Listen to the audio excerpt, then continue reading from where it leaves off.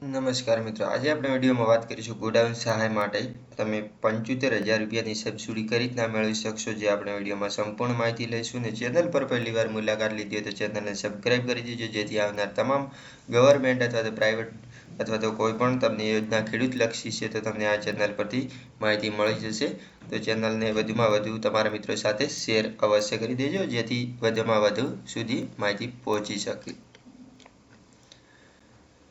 સૌપ્રથમ વાત કરીએ પાત્રતામાં કઈ રીતના તમે આ યોજનાનો લાભ મેળવી શકશો. તો આ યોજના હેઠળ ખેડૂતોને પોતાની જમીનમાં ઓછામાં ઓછું 330 ચોરસ ફૂટ વિસ્તારમાં ગોલ્ડન બનાવવાનું રહેશે, જેમાં વધુ જગ્યાવાળો ગોડાઉન ખેડૂતોને પોતાની અનુકૂળ મુજબ બાંધી શકશે.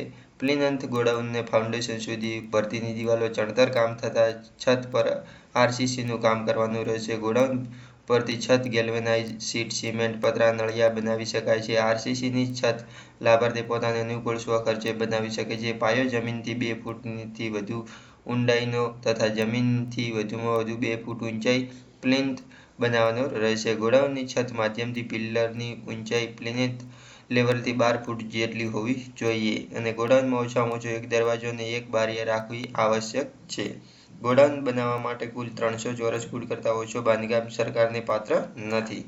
પાત્રતામાં વાત કરીએ તો અરજી કરી તમામ જમીન ધારકો ખેડૂતો આ યોજના માટે અરજી કરી શકે છે. ગુજરાતના તમામ ખેડૂત મિત્રો 8 અને ખાતા દીઠ આજીવન એકવાર ગોડાઉન માટે સહાય મળવાપાત્ર થશે.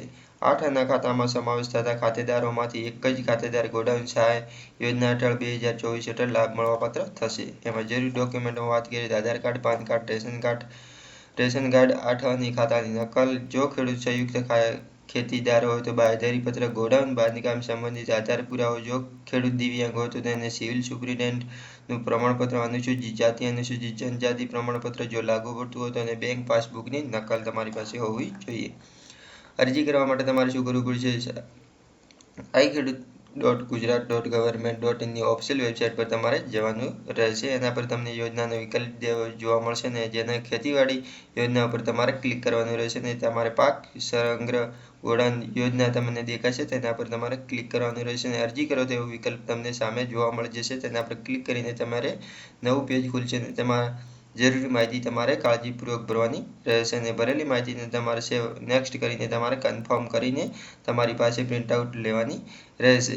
જે હાલમાં ઓનલાઈન અરજી ચાલુ નથી, જ્યારે ચાલુ થશે અથવા તો ચાલુ હશે તો તમને વિડીયોમાં બતાવી દેવામાં આવશે નેક્સ્ટ વિડીયોમાં. જેથી ચેનલને સબસ્ક્રાઈબ ના કરીએ તો અવશ્ય કરી રાખજો, જેથી કોઈ પણ તમને અપડેટ હશે તો તમને જાણ પહેલાંથી કરી દઈશું.